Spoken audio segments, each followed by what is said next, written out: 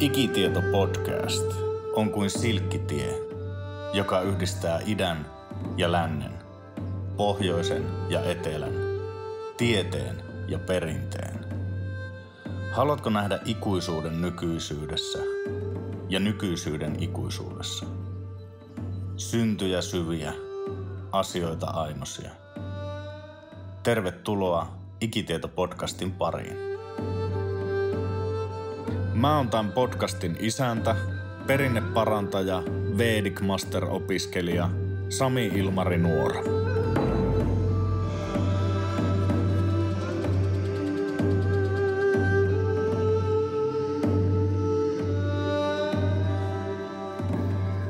Tämä on siis Ikitieto-podcast ja mä oon Sami Nuora. Ja mä oon Linda Heikkala. Ja me pohditaan, että mitä ihmettä me ollaan alettu tekemään.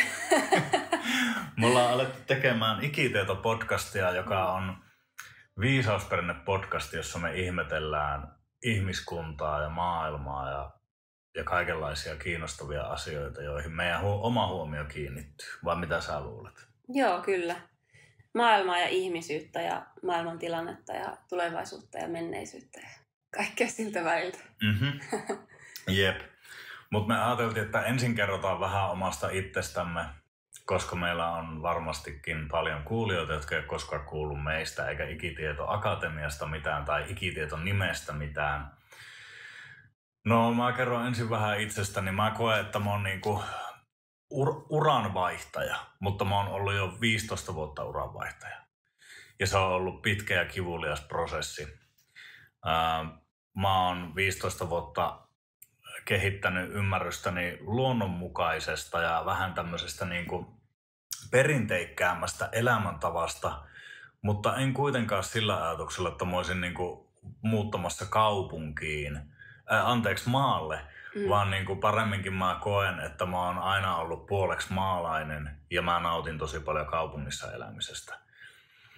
Ja ehkä se jollain tavalla se maaseudun ja puoleksi maaseudun ja puoleksi kaupungin kasvattimaisuus kuvaa sitä mun elämän asennettakin jollain tavalla. Ja ehkä tätä podcastiakin, että miten sovittaa niin kuin perinne ja tiede, miten sovittaa menneisyys ja nykyisyys ja niin kuin visualisoida jotenkin sitä mielessä, että mihin tämä maailma on menossa, mitä me tarvitaan mukaan ja mistä me halutaan luopua ja minkälaiset skenaariot me halutaan jotenkin väistää.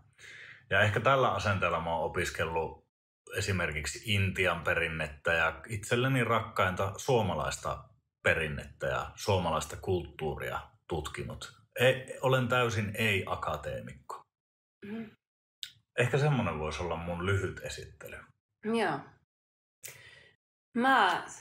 Mä oon kans tuolta, me ollaan vähän samoilta suunnilta kotoisin. Mä oon Kuusamosta ja maaseudulta myös muuttanut tänne Tampereen kaupunkiin ja opiskelen yhteiskuntatutkimusta tällä hetkellä. Ja yhä useammin viime vuosina on löytänyt itteni semmoisesta tilanteesta, missä mun maailmankuva on tosi jopa ristiriidassa, tosi vahvasti ristiriidassa tai muuten vaan kulkee eri ratoja, mitä ympärillä olevat ihmiset.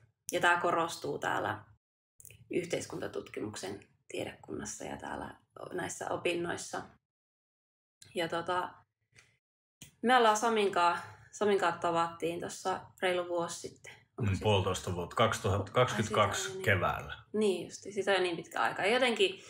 Jotenkin meistä, en tiedä onko se sitten tuo, mistä me ollaan kotoisin ja tuolta maaseudulta tullaan, niin joku resonoi ja tuntui, että asiat sopii hyvin yhteen ja meidän maailmankuvat sopii hyvin yhteen ja nyt me ollaan täällä sitten tutkailemassa näitä maailmankuvia ja katsomassa, että olisiko näistä jotain ammennettavaa myös itsemme ulkopuolelle. Ja me perustettiin firma.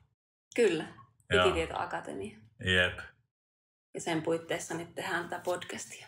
Kyllä, joo. Me ollaan saatu verkkokoulu pyörimään ja me jotenkin täydennettiin toistemme niin kuin ehkä semmoisia puutteita aika hyvin, että sä etit jotain projektia Ja mulla oli se projekti, mutta mä etin jotain, joka osaa konkretisoida niitä mun taiteellisia ja filosofisia konsepteja joksikin toimivaksi elannoksi.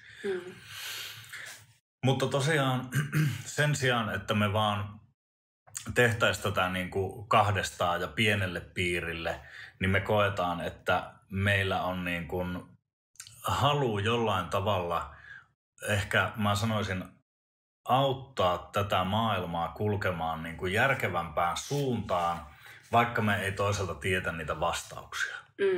Mun mielestä me ei niin kuin olla päädytty vielä mihinkään semmoiseen. Ehkä me löydetään tämän podcastin kautta sitä. Kyllä.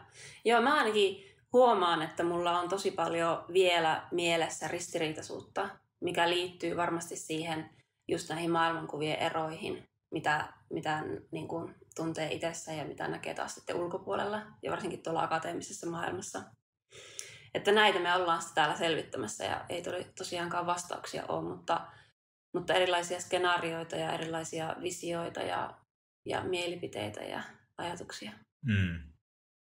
Mutta kyllä mä näkisin, että yksi on semmoinen, mikä mulla tulee mieleen, mistä me sun kanssa voitaisiin olla yhtä mieltä. Mä koen, että kun me ollaan molemmat nyt tutkittu tätä ikitietoa, niin kuin siitä nimestäkin voi päätellä, että on olemassa jotain ikuista viisautta tai jonkinlainen ikuinen todellisuus, vaikkakin näyttää pinnallisesti katsoen siltä, että kaikki on koko ajan vaan muutoksen tilassa. Ja niin kuin tavallaan se, että voidaanko me onnistua ihmiskuntana tai yksilönä, jos me ei olla minkäänlaisessa kosketuksessa sen ikuisen todellisuuden kanssa, mikäli sellainen on olemassa. Mitä sä ajattelet? Niinpä. No se, että se ikuinen todellisuus ehkä jollain tavalla myös vastaa sitä ihmisyyttä meissä, että miten me pidetään se ihmisyys tässä muuttuvassa maailmassa, missä kaiken maailman teknologiat vie enempi ja enempi valtaa ja niin kuin on merkittävässä asemassa meidän elämää ja sitten myös tämä globalisoituminen, missä kulttuurin merkitys vähenee ja kulttuurin näkyvyys myös ja vaikuttavuus ihmisten elämässä vähenee. Ja meistä tulee ikään kuin maailman kansalaisia.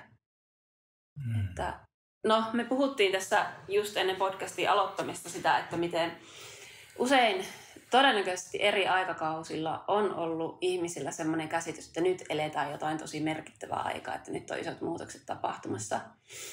Ja meillä on se sama fiilis nyt tässäkin ajassa, vaikka todellisuudessa näitä kokemuksia ei pysty mitenkään vertailemaan, että onko tämä nyt jotenkin erityisempää aikaa, mitä vaikka on ollut ennen maailmansotia tai muina aikoina. Mutta kuitenkin merkittäviä asioita ne on joka tapauksessa ja isoja asioita. Ja aina joka eri vaiheissa, niin kuin ihmiskunnan eri vaiheissa me kohdataan uusia asioita. Ja se on se haaste varmastikin. Että miten me nämä uudet asiat kohdataan ja mikä niissä on hyvää ja mikä niissä ei välttämättä ole niin hyvää. Ja se, että me uskalletaan kriittisesti katsoa sitä, mutta ei kuitenkaan niin, että me ei käytännössä voi ja jotain teknologian kehitystä pysäyttää, eikä meillä sitä kannata täysin pysäyttääkään. Joo, kyllä. Ja se sopeutuminen. Että mun mielestä kulttuurin ja varsinkin, niin kuin, että jos viisausperinne on sellainen kulttuurin alakäsite tai joku tämmöinen alailmiö, niin sen yksi päämerkitys on juuri siinä, että miten sopeutua. Että se on niin kuin keino sopeutua, tai sen pitäisi tarjota keinoja sopeutua siihen muuttuvaan kulttuuriympäristöön tai muuttuviin elinkeinoihin ja muihin tällaisiin näin. Mä jään miettimään sitä, että voiko niitä mitata niitä muutoksia sitten niin kuin tavallaan jotenkin, että mä ajattelen, että toi kaupungistuminen on ollut niin nopea ja iso muutos, että mulla on semmoinen fiilis, että me ei olla niinku keretty vieläkään sopeutua oikeastaan siihen. Että se niinku maaseudun elämä on ollut niin vahvasti yhteydessä luonnon kiertokulkuun ja luontoon ja kaikkeen sellaiseen niin kuin omaan varaisuuteen, omaan voimaisuuteen, kaikkiin sellaisiin asioihin, jotka me sitten menetettiin yhteys niihin niin kuin salaman nopeasti.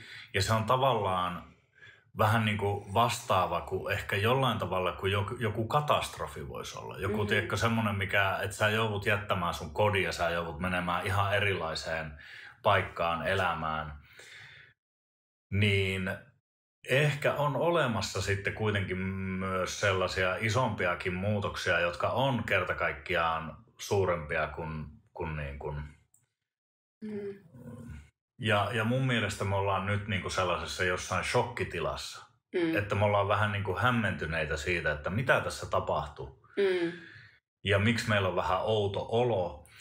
Ja mä sanon vielä tämän tähän puheenvuoroon, että mun mielestä sinä ja minä ollaan ehkä yksimielisiä myös siitä, että mikäli, niin kuin, korjaa jos on väärässä, että mikäli asiat kuitenkin aineellisella tasolla menee parempaan suuntaan, niin samaan aikaan ehkä meidän henkinen pahoinvointi on niin kuin se, joka määrittää tämän ajan kuvaa ja sitä jotain semmoista niin kuin ongelmaa, mikä meillä on. Et meidän pitäisi tavallaan olla todella kiitollisia kaikesta, mutta me ei koeta ihan niin. Me ollaan tosi masentuneita ja meillä on paljon mielialalääkityksiä ja meillä on paljon kansanterveydellisiä ongelmia ja meillä on paljon työttömyyttä ja motivaatiopulaa ja näin päin pois. Tuleeko sulla tästä mitään mieleen? No joo, toi on ihan totta, että tämä muutoksen nopeus on nyt ehkä tätä aikaa tosi vahvasti leimaava juttu, mitä ei ole tapahtunut koskaan ennen. Varmasti voidaan sanoa, että ei ole koskaan ennen näin laajassa mittakuvassa ja näin nopeasti tapahtunut muutos, mikä koskettaa lähes joka ikistä ihmistä täällä.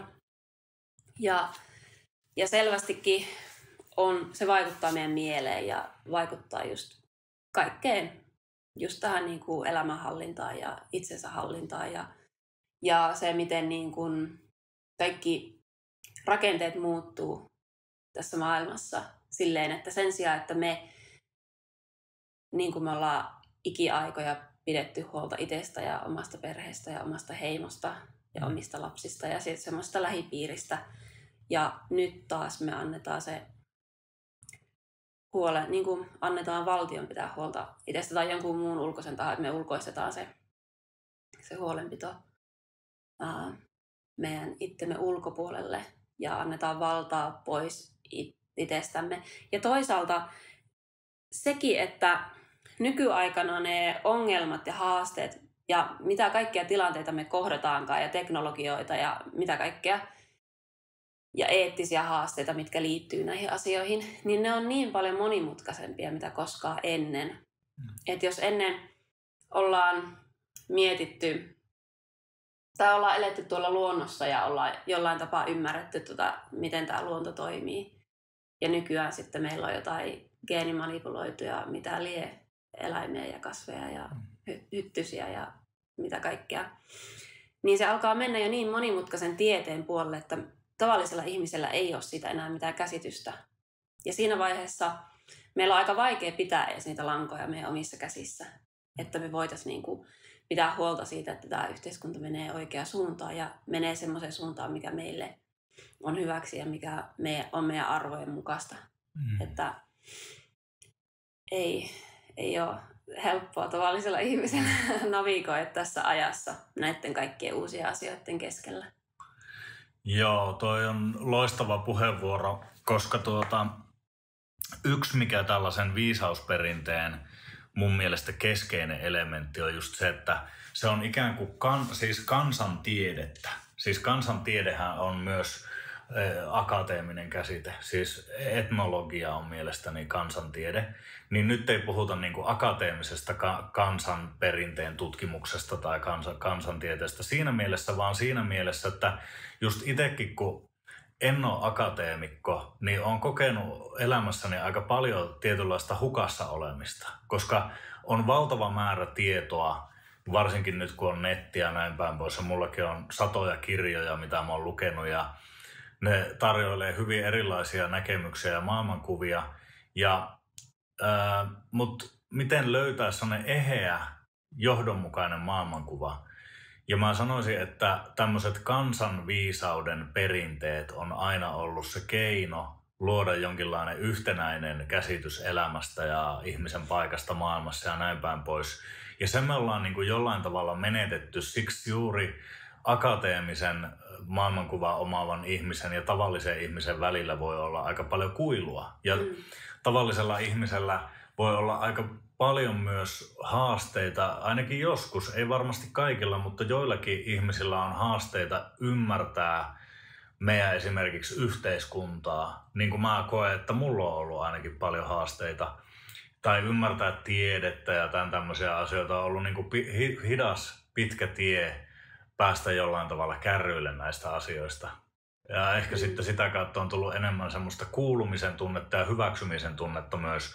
Mutta, ja mainittakoon tähän niin kuin lyhyesti, että itsellä on tämmöistä syrjäytymistaustaa ja on myös huolissaan niin kuin just ihmisten mielenterveydestä ja yksinäisyydestä, varsinkin sekä maaseudulla että kaupungissa varmasti kummassakin on paljon yksinäisiä, syrjäytyneitä ihmisiä ja näin päin pois. Ja, se, mitä me voitaisiin tällä podcastilla ehkä tehdä, on jonkinlainen sillanrakentaja myös.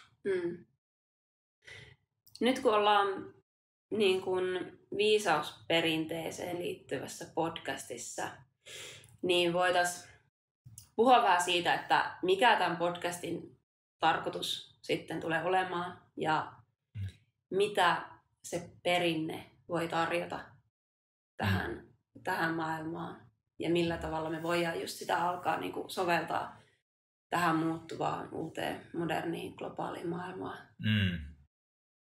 No pitäisikö meidän lähteä siitä, että jos sä kertoisit ensin, että mitä, vai kerronko mä, että mitä tämä ikitiedon opiskelu ja kehittäminen on niin kuin antanut? Ehkä sä voisit kertoa ensin, koska mulla tulee niin helposti semmoinen, tiedätkö, maailman pisin vastaus, että mä otan susta esimerkkejä, jos sä tiivistät. No, me voitaisiin jossain kohtaa sitä juurettomuuden käsitettä vähän määritellä. Sä voit ehkä kertoa siitä, että mitä se niin kuin sun määrittelemänä tarkoittaakaan, mutta mä koen, että mä varmasti ennen kuin aloin tutustua suhun ja sun juttuihin ja perinteeseen yleensäkin, niin olin jonkunlaisessa kohdassa elämää, milloin alkoi tuntua kaikki tää niin kuin, mitä tässä maailmassa tapahtuu, niin semmoiselta hajanaiselta ja oma maailman, tai mä huomasin sen mun oman maailmankuvan hajanaisuuden, että siinä ei oikein ollut semmoista mitään tarttumapintaa tai mitään mitä kohti mennä, koska mun perhetausta on siis, meidän perhe on kristitty ja sieltä on tietenkin oppinut tosi vahvat kristilliset arvot, mutta sitten kuitenkin mä erkaannuin siitä yhteisöstä jossain vaiheessa niin kuin varhaisaikuisuutta ja jäin sen jälkeen jollain tapaa semmoiselle tuuliajolle. Jonkun verran mä oon tutkinut sitten, tai menin tämmöisiin uushenkisiin porukoihin ja ajatusmaailmoihin mukaan ja sitten kaikenlaisia vaikutteita tullut vähän sieltä täältä. Mutta sitten tuntui, että sillä millään ei ole oikein mitään pohjaa, koska mä en enää osannut perustaa sitä sille kristinuskon arvopohjalle. Vaikka toisaalta nyt mä ymmärrän sen, että se on tosi hyvä arvopohja ja mä voin perustaa mun arvopohjan sille siitä huolimatta, että mä en ole kristitty niin kuin henkeä ja vereen. No. Joo, ja sitten niin, kysymys oli se, että mitä tää on antanut, niin nimenomaan se ihan ensimmäiseksikin se tärkeä oivallus, minkä mä sain, on se, että meillä on suomalaisilla ennen kristiuskoa ollut vahva arvopohja ja meillä on ollut oma perinne ja oma viisausperinne ja omalainen maailmankuva. Ja se ei ole mitään sellaista tunkkasta tai se ei ole mitään semmoista taikauskosta hölynpölyä tai jotain. Vaikka siellä sitäkin on tietenkin joukossa, mutta että fiksuja ihmisiä niiden on täytynyt olla, että ne on täällä näissä oloissa selvinnyt. Ja sitten kun alkoi sen ymmärtää, niin oli helpompi päästää siitä kristiuskosta irti, mutta toisaalta ymmärtää myös se, että niissä on itse asiassa jotain samaa näissä kristiusko-arvoissa ja niissä arvoissa, mitä meillä on täällä Suomessa myös tuettu ja noudatettu. Mm-hmm. Joo, siitä on lähtenyt semmoinen uuden maailmankuvan luominen ja niin kuin uudenlaisen käsityksen kokoaminen. Niin, kaikkien näiden oppien perusteella, mitä tässä on nyt ehtinyt 1,5 vuoden aikana saa. Niin ja se on käsittääkseni tuonut sulle just jotain semmoista vastalääkettä siihen juurettomuuteen ja semmoista maadottuneisuutta ja semmoista jäsentymistä. Kyllä, ja mulle se maanläheisyys erityisesti on tosi tärkeä asia, ja nyt mä ymmärrän sen, että miksi se on tärkeä asia, koska se selvästikin meidän kulttuuri myös johtaa siihen suuntaan, ja tämä perinne. Joo, no mä voisin kertoa ehkä tähän kohtaan sen tarinan, miten mä juurettomuutta määrittelen. Ja se ehkä voi sitten olla myös tiivistelmä jotenkin siitä mun tarinasta tavallaan, mutta siis tosiaan tämä kanadalainen, en muista onko se psykologi, mutta hänen nimensä on Bruce Alexander ja tästä on kirjoitettu, mä en nyt muista edes sen kirjan nimeä, mutta tästä aiheesta on kirjoitettu kuitenkin kirja tästä niin kuin juurettomuudesta. Semmoinen hiirikoe vai oliko rottakoe, joka demonstroi hyvin sitä Bruce Alexanderin, hän tämän tutkimuksen taisi niin kuin tehdä, että aluksi tutkittiin siis riippuvuuksia niin sanotusti tavallisissa hiirikokeissa, mutta Bruce Alexander huomasi, että hei, noi hiiret on niin kuin sosiaalisia eläimiä, mutta tässä tutkimuksessa ne eristetään yksittäiseen häkkiin ja siellä ei ole niin kuin ollenkaan lajityypillinen ympäristö, eikä ne hiiret elä ollenkaan lajityypillistä elämää siellä. Ja tosiaan ne riippuvuustutkimukset oli sellaisia, että tämmöiselle häkkihiirille laitettiin toiseen vesipulloon heroiinivettä ja toiseen tavallista vettä. Ja ne alkoi juomaan sitten sitä heroinivettä ja silloin meille muodostui käsitys riippuvuuksista niin, että on olemassa tällaisia kemiallisia aineita, jotka muodostaa kemiallisen riippuvuuden aivoissa. Mutta Bruce Alexander teki johtopäätöksen, että kannattaakin muuttaa tätä asetelmaa ja hiiret laitettiin elämään sellaiseen ympäristöön, joka oli mahdollisimman luonnollinen heille. Ja sinne laitettiin sitten myös muita hiiriä, koska hiiret on sosiaalisia eläimiä, eli että tavallaan ne ei edes huomaiskaan elävänsä niin kuin häkissä tai rajatussa ympäristössä, vaan mahdollisimman luonnollisessa tuntuisessa ympäristössä. Ja silloinkin ne hiiret kävi maistamassa sitä heroinivettä, mutta semmoisia riippuvuuksia ei muodostunut. Ja siitä sitten, miten mä omin sanoin tämän johtopäätöksen tulkitsen, on, että meidän niin kuin riippuvuudet ja riippuvuuden käsite on myös laajentunut tosi paljon. Meillä on kaiken maailman peliriippuvuutta, kännykkäriippuvuutta, someriippuvuutta, riippuvuutta meidän johonkin sosiaaliseen statukseen, rahaan, vastakkaiseen sukupuoleen, seksiin, ruokaan, liikuntaan. Niin kuin kaikki pystytään vetämään överiksi. Ja se taas on seurausta tällaisesta niin kuin usein kivusta, joka voi olla henkistä kipua, joka johtuu siitä, että meidät on jollain tavalla eristetty siitä elämäntavasta, mikä olisi meille niin kuin lajityypillistä. Ja tämän asian niin kuin, pohtiminen ja itsessäni havaitseminen on ollut semmoinen pitkä prosessi. Voisi sanoa, että mä aloitin tämän pohdinnan 18-vuotiaana, mä oon nyt 41, mä aloitin sen 18-vuotiaana mun mummin kanssa, kun me ajettiin kerran mökiltä takas Ouluun päin, sieltä just teidän läheltä, Kuusamon huudelta, niin kuin Pudasjärveltä ajettiin kotia päin ja mummi sanoi matkalla, että mikä näitä nykynuoria oikein vaivaa. Ja sitten mulla oli niin kuin kielen päällä sen, mutta mä en osannut sitä pukea. Sanoiko se mua alkoi ärsyttää, että mä en osaa selittää, mulla alkoi ärsyttää, että miksei mummi tajua, mikä meitä vaivaa. Ja sitten se on niin kuin herättänyt tämän pohdinnan.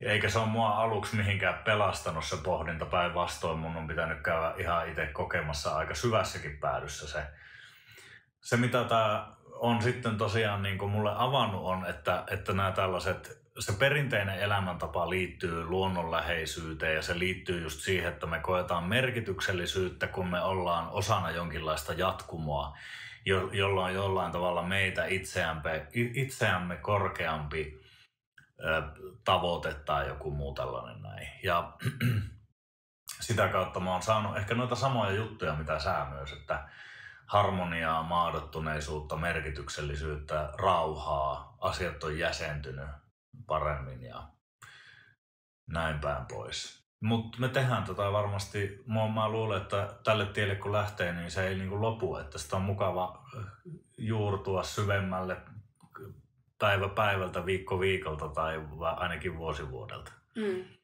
Niinpä. Joo. Joo, toi on hyvin osasit kyllä kertoa, mikä tämä juurettomuuden ongelma on. Ja tuli mieleen semmoinenkin ajatus siitä, että se on vähän niin kuin, kun meillä on halu kuulua, niin kuin kokea yhteenkuuluvuuden tunnetta, niin tämä jatkuvuuden tunne on ehkä toinen semmoinen siihen liittyvä asia. Mutta tavallaan se yhteenkuuluvuuden tunne ei aina liity pelkästään niihin ihmisiin, ketä siinä hetkessä on vaikka elossa tai siinä ympärillä, vaan se yhteenkuuluvuuden tunne myös niihin meitä edeltäviin ihmisiin ja se jatkuvuus että niihin, ja se yhteenkuuluvuuden tunne niitä kohtaan, ketkä tulee meidän jälkeen. Että se selvästikin on, ja se on tosi ymmärrettävää, että se on biologisestikin, meillä täytyy olla tämmöinen kokemus, että me piettäisiin huolta siitä, mitä on tulossa meidän jälkeen. Ja me osattaisiin ottaa ne viisaudet, mitä on niiltä meitä edeltävillä ollut.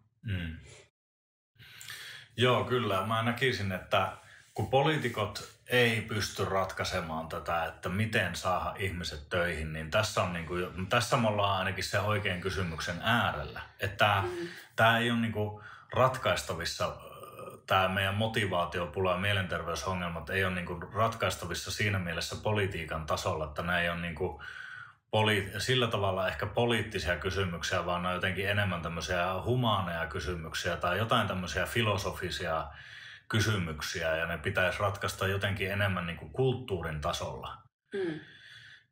Ja mä toivon, että me löydettäisiin niitä ratkaisuja ennen kuin meidän tarvii kohdata jotain katastrofeja tai jotain tämmöisiä, koska monesti tuntuu, että historiassa on osoittanut, että tarvitaan jotain katastrofeja, tarvitaan jotain uhreja, tarvitaan jotain menetyksiä ennen kuin ihmiset havahtuu siihen, millä on tosiasiallista merkitystä ihmisille.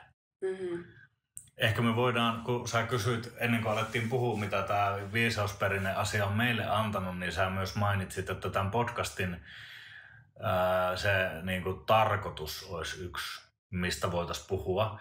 Niin mä koen, että ehkä tässä on itse asiassa nyt annettu myös siihenkin vastausta.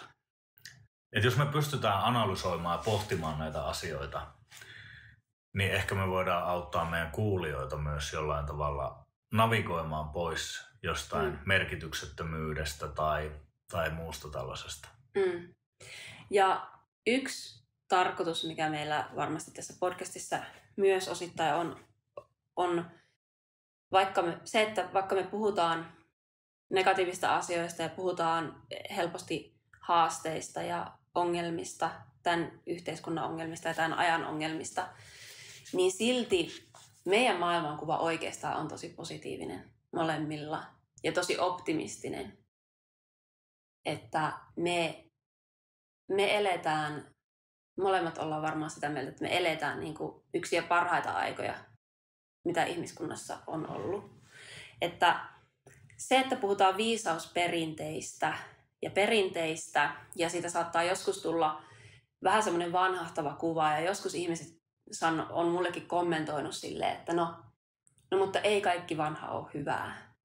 Niin me ollaan ihan samaa mieltä, että ei kaikki vanha ole hyvää ja me ei olla semmoisia perinteiden puolustajia, että nyt kaikki täytyy pysyä samanlaisena, kun ne on aina tähän asti pysynyt, että ennen oli kaikki paremmin.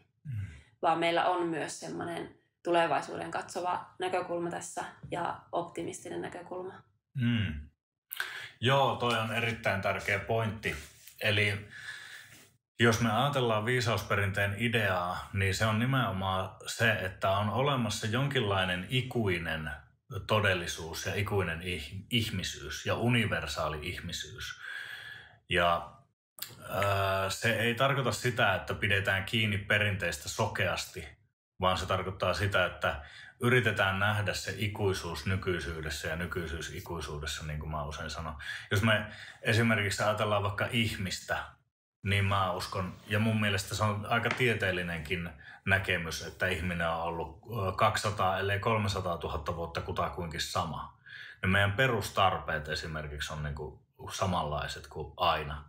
Me tarvitaan samanlaisia asioita kulttuurista ja aikakaudesta ja maantieteellisestä sijainnista ja geeniperimästä ja kaikesta riippumatta. Tietenkin siinä päällä on sitten sitä tämmöistä kulttuurillista hälinää tai hälyä tai jotain muuta, mikä voi olla arvokasta sekin. Mutta pointtina on se, että on olemassa jotain todella syviä sellaisia tarpeita ja todella syviä sellaisia inhimillisiä ilmiöitä, joiden kautta me löydetään itsemme tai ainakin syvempi itsemme ja jonkinlainen harmoninen tapa elää ehkä, ja kun taas niiden syvempien, ikuisempien tosiasioiden unohtaminen ja kadottaminen johtaa meidät eksyksiin.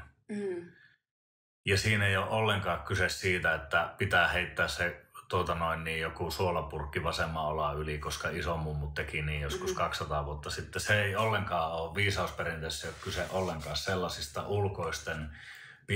ulkoisten maneerien toistamisesta jossain niin kuin hurmoksessa. Niin. Kyllä.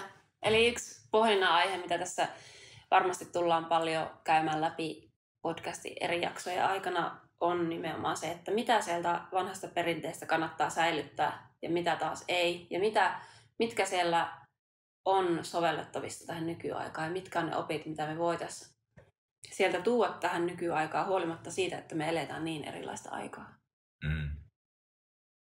Samalla me halutaan haastatella erilaisia asiantuntijoita. Mulla on ainakin mielessä jo pari tyyppiä, ketä tekisi mieli haastatella. Ja ne on ehkä sitten taas sellaisia asiantuntijoita, mitkä menee just semmoiselle aihepiireille, mitä mä en itse varsinaisesti ehkä tunne, tai ainakaan ole niin kuin asiantuntija. Mutta mitkä vois olla sellaisia asioita, jotka ihmisten olisi niin kuin hyvä ymmärtää, että ne voi olla perusteltuja asioita. Että maailma ei ole tosiaankaan niin hullunkurinen, mitä se monesti näyttäytyy, vaan monet asiat on oikeasti kehittynyt nimenomaan pitkän perinteen seurauksena. Totta. Niinpä. Eli vieraita tulee olemaan. Toisinaan me ollaan kahdestaan tekemässä podcastia. Joskus saattaa olla, että sä teet yksin podcastin.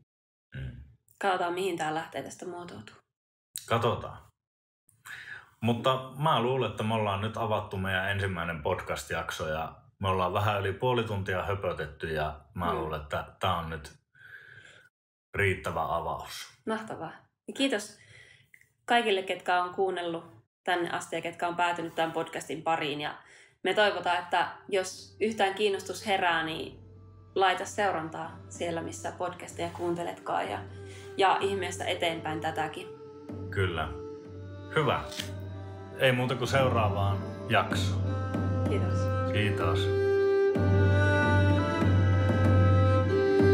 Jos olet kiinnostunut pohjoisen viisausperinteestä, niin lämpimästi tervetuloa mukaan Ikitieto-akatemiaan opiskelemaan aihetta osoitteessa ikitietoakatemia.maikajabi.com. Tuu myös seuraamaan mua Instagramissa Sami_Ilmari_Nuora. Ensi kertaan, moi!